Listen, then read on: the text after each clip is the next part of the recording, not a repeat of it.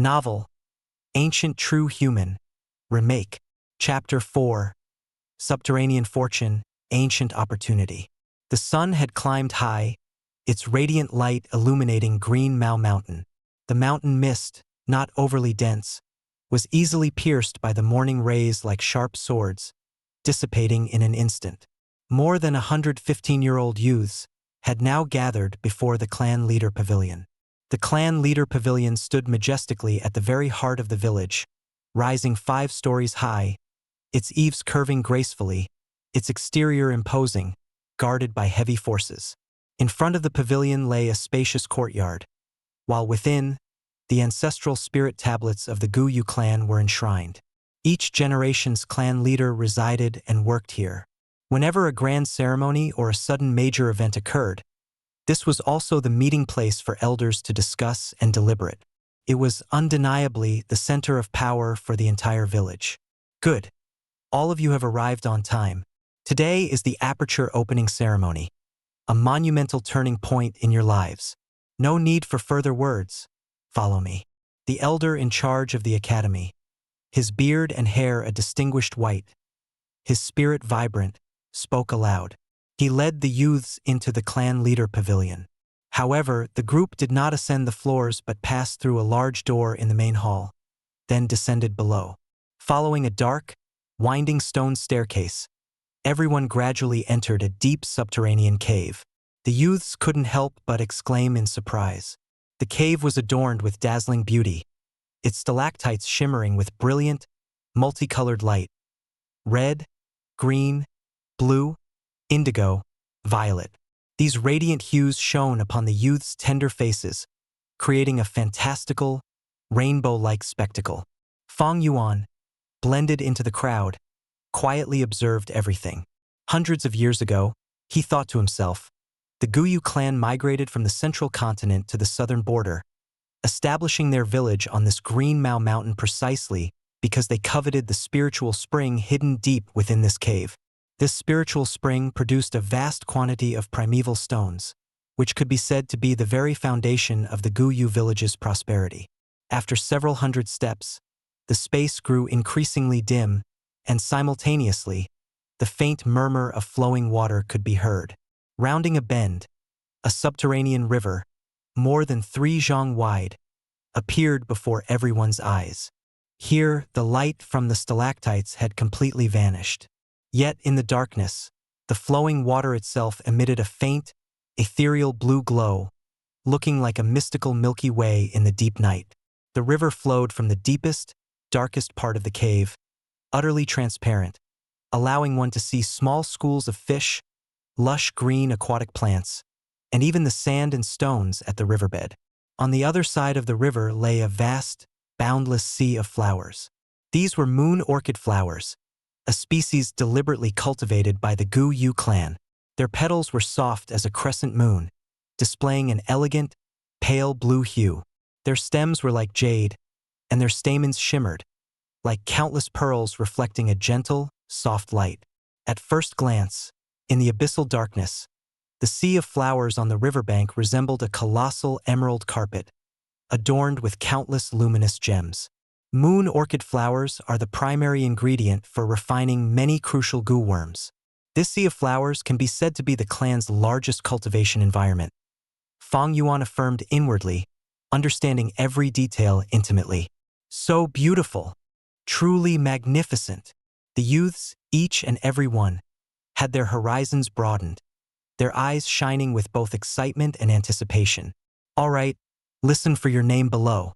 The one called will cross this river to the other side. Go as far as you can, and of course, the farther, the better. Is that clear to everyone? The Academy Elder's resonant voice now spoke. Understood, the group of youths enthusiastically replied. In truth, before coming here, they had already been told by their families or elders that going farther signified better aptitude and greater future achievements. Gu Yue Chunbo, the elder held a list and called out the first name. Though wide, the river was not deep, only reaching the youth's knees.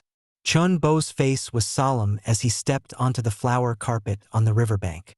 Instantly, he felt an invisible pressure, as if an unseen wall stood before him, obstructing his advance. Just as his steps grew difficult, a cluster of faint, pure white light spots suddenly appeared within the sea of flowers. The light converged towards Chun Bo, then pierced into his body. Chun Bo instantly felt the pressure lessen, the invisible wall blocking him suddenly becoming softer.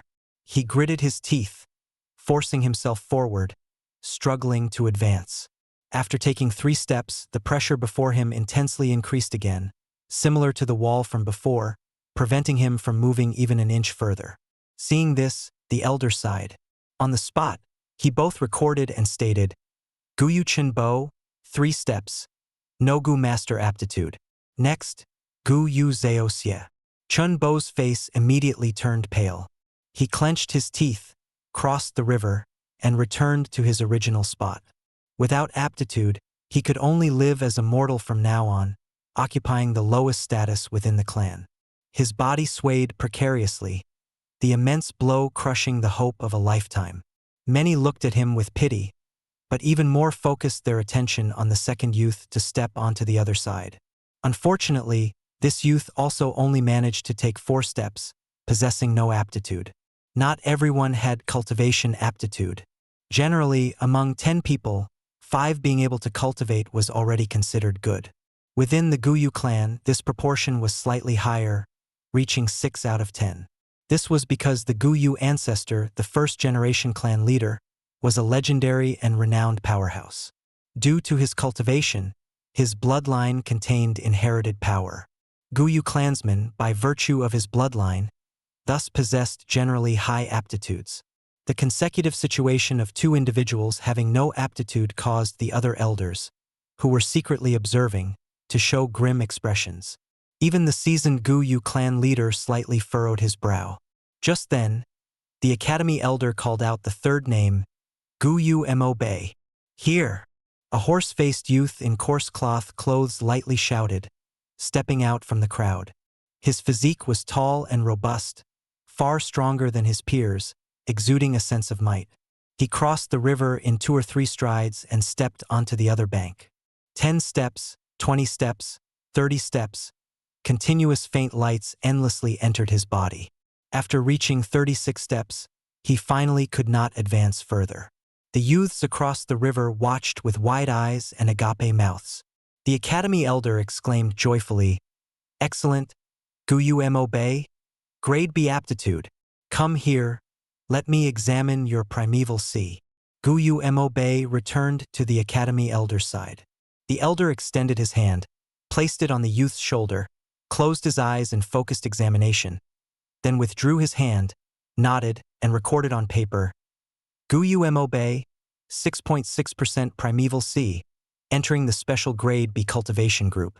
Aptitude, from highest to lowest, was divided into 4 grades: Grade A, Grade B, Grade C, and Grade D.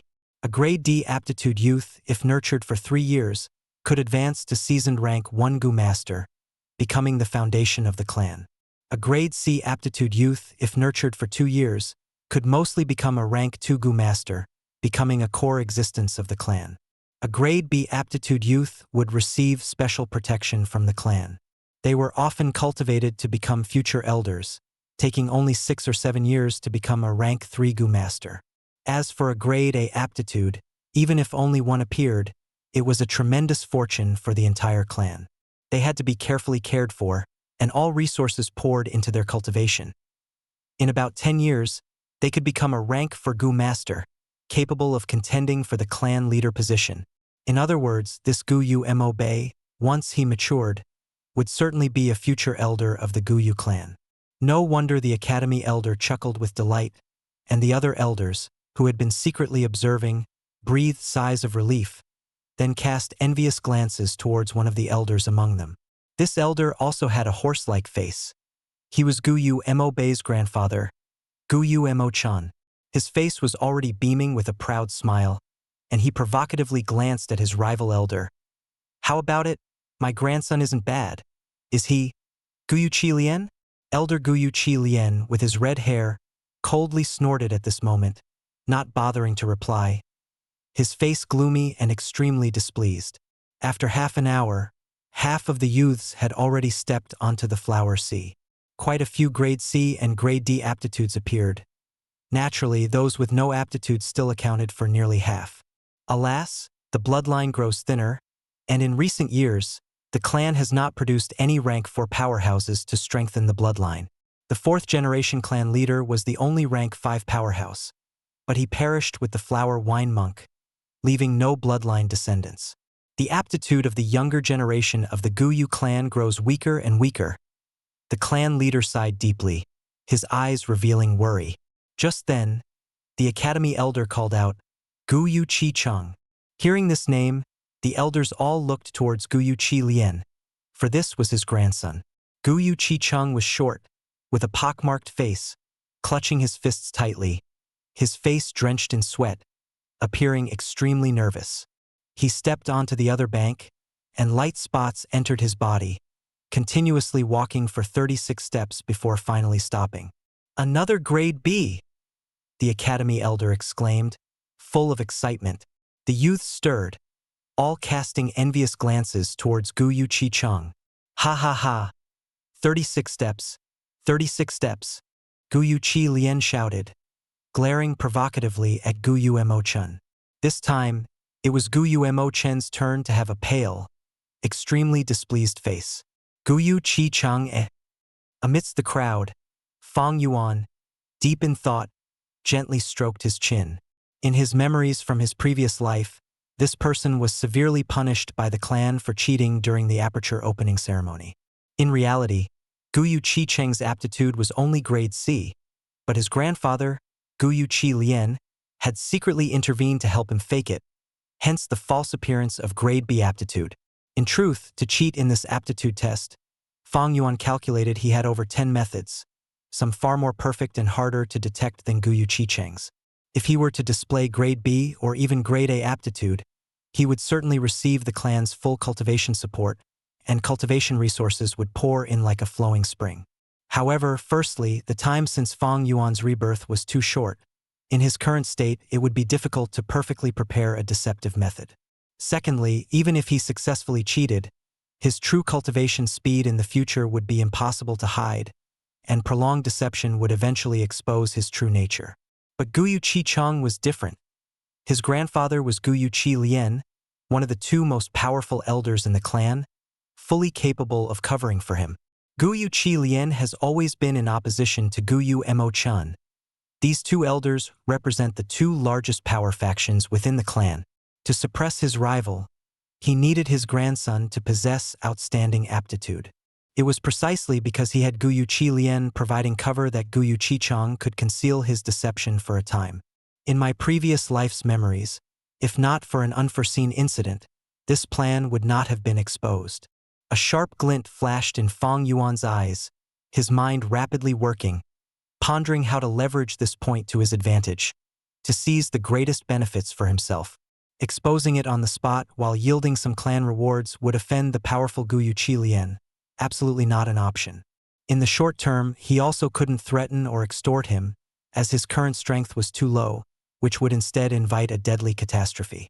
Just as Fang Yuan was calculating, he suddenly heard the academy elder call his name, the voice resounding, "Gu Yue Fang Yuan."